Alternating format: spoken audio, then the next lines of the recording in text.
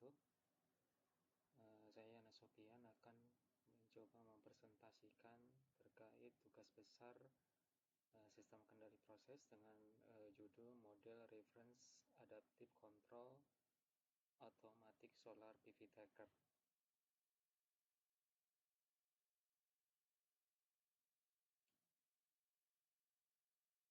Secara garis besar pemaparan tugas besar ini ada 6 yang saya akan coba sampaikan. Yang pertama itu latar belakang, kedua perumusan masalah, ketiga tujuan penelitian, keempat metode penelitian, kelima simulasi dan analisa, dan yang terakhir adalah kesimpulan. Latar belakang apa yang saya ambil untuk salah satu tugas besar di sistem kendali proses ini? Latar belakangnya adalah memang salah satu bagian proyek yang sedang dilakukan di tempat kerja saya. Yang kedua adalah latar belakang kenapa harus adanya satu sistem yang akan saya gunakan terkait metode MRAC ini, yaitu karena di teknologi untuk solar panel yang menjadi melatar belakanginya yaitu adalah energi surya merupakan salah satu sumber yang menjadikan energi terbarukan yang paling melimpah di bumi ini. Kemudian panel surya atau modul PV mengubah energi cahaya menjadi energi listrik. Namun pada saat efisiensi konversi dari panel surya sangat dipengaruhi oleh dengan namanya intensitas cahaya yang jauh tegak lurus menuju kepada permukaan dari solar panel tersebut. Karena posisi matahari itu selalu berubah sepanjang hari dan sepanjang tahun, panel surya dengan posisi fix bracket yang tampak di gambar ini tidak selalu dapat menerima cahaya matahari secara optimal. Untuk mengatasi hal ini digunakan teknologi yang disebut dengan solar tracking system atau sistem pelacak matahari yang dapat menyesuaikan orientasi panel surya agar selalu menghadap langsung ke arah datangnya sinar matahari.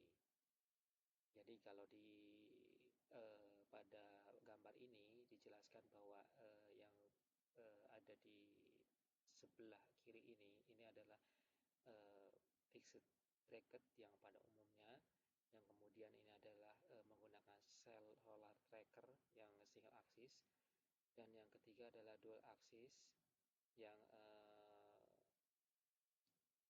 lebih menambah efisiensinya lebih tinggi, bisa sampai dengan 40%. Berikut gambaran apa yang menjadi latar belakang instalasi terkait solar tracker. Kalau dilihat pada gambar grafik di sini dengan adanya gambar yang masih abu-abu, di sini adalah penangkapan energi matahari yang masih menggunakan fixed mounted solar panel. Kemudian setelah improve dengan teknologi yang kita sebut dengan solar tracker, itu akan ada penambahan energi yang lebih tinggi sekitar 20 atau 30%, seperti itu. Kemudian apa yang menjadi perumusan masalah pada saat kita menggunakan namanya teknologi automatic solar PV tracker. Solar PV tracker itu sendiri tidak luput dari berbagai gangguan ya atau disturbance, dapat mempengaruhi dari sisi kinerja, akurasi tracking, dan juga efisiensi energi. Gangguan ini pada umumnya berasal dari lingkungan atau dari kondisi alam. Kemudian dari perangkat kerasnya ini yang saya maksudkan adalah mungkin dari perangkat motor, drive seperti itu, atau juga dari sensor. Kemudian dari sisi software, ini adalah salah satu yang bisa dimungkinkan dari sistem kontrol seperti itu. Jadi nampakkan terlihat bahwa di sini dengan referensi posisi matahari yang ada di gambar yang warna biru, pergerakan solar pergerakan PV dengan menggunakan automatic solar tracker itu kondisinya tidak smooth, tidak tidak tidak bisa mengikuti dengan posisi pergerakan dari matahari seperti itu. Ini yang menjadi perumusan kenapa yang akan dicoba disimulasikan menggunakan salah satu metode yang namanya MRAC. Nah, tujuan penelitiannya atau simulasinya untuk di tugas besar ini yaitu ada 6 sebenarnya. Yang satu itu mencoba menjaga akurasi tracking pada kondisi variatif, yang kedua itu mengatasi ketidakpastian dan perubahan dinamika sistem, yang ketiga itu meningkatkan robustness atau sistem terhadap gangguan, yang keempat mengurangi kalibrasi manual dan penyetelan parameter, yang kelima itu mempercepat respons sistem terhadap perubahan, yang keenam itu memaksimalkan efisiensi energi yang dihasilkan. Berikut adalah metode penelitian yang sudah saya desain. Metode yang akan digunakan di penelitian ini yaitu menggunakan metode MRAC. Jadi metode MRAC sendiri adalah metode kontrol adaptif yang menggunakan model referensi sebagai acuan bagi sistem nyata atau plannya agar keluarannya mengikuti keluaran model tersebut, meskipun terjadi ketidakpastian parameter atau gangguan.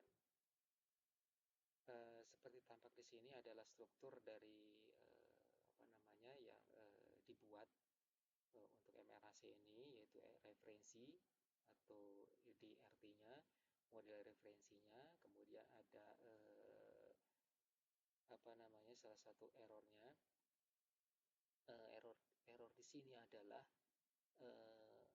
error tracking. Error tracking yaitu pada saat XT ini adalah plan nonlinearnya, yaitu dikurangi dengan XM. XM di sini adalah model referensi yang yang di setup seperti itu.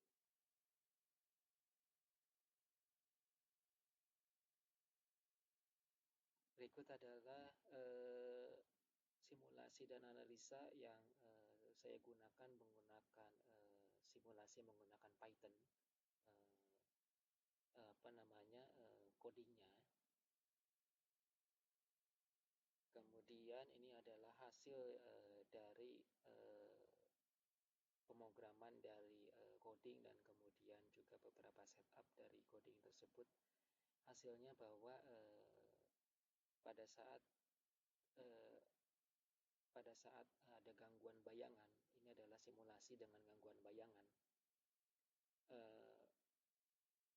Hasil yang yang diujikan atau diiterasikan bahwa gamma terbaik ini adalah setup untuk adaptive settingnya.